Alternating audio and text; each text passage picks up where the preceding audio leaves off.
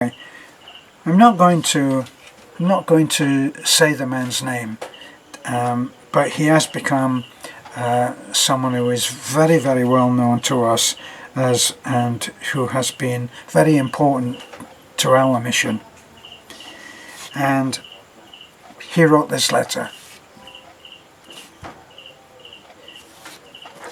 I'm very happy, but also crying. I'm glad to see you all back at work for God, although I'm sure you never completely stopped. I know love is a word that many people use frivolously, and it's hard to believe that someone that's never met you could really love you. But God knows my heart, and I really do love you guys. I never lost faith that God was going to work everything out for you. I hope He's going to work everything out for me as well.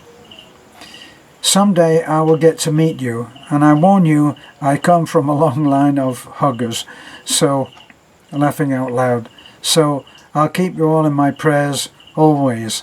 Thank you for helping me through one of the hardest times in my life.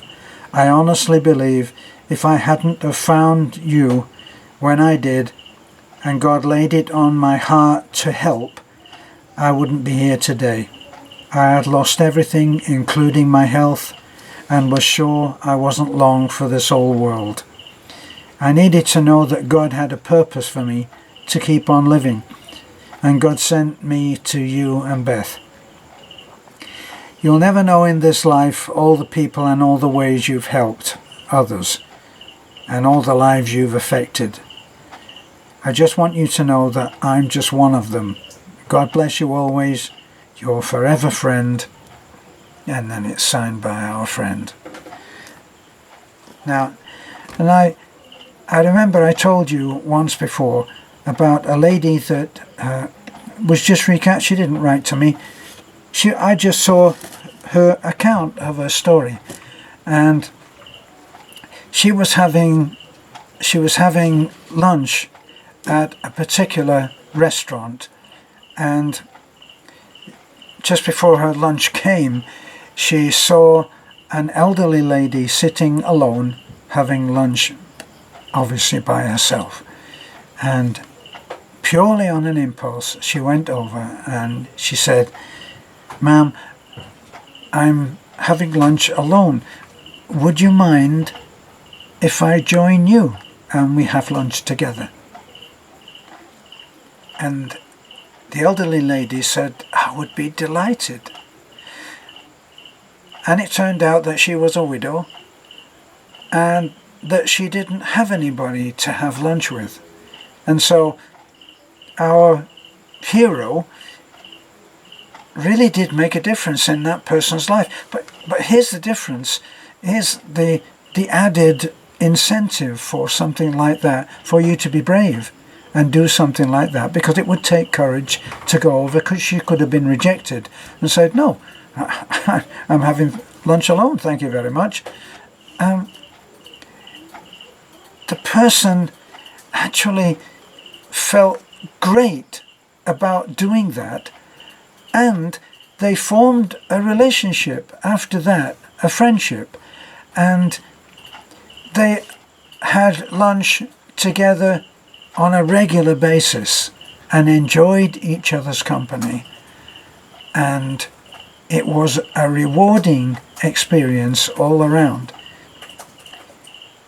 I used to know someone who was a waitress in a restaurant in Florida, and she told me that whenever she went to serve an elderly person, she never just was cold. She went over and she would always put her hand on the shoulder of the person and say, "How can I help you?"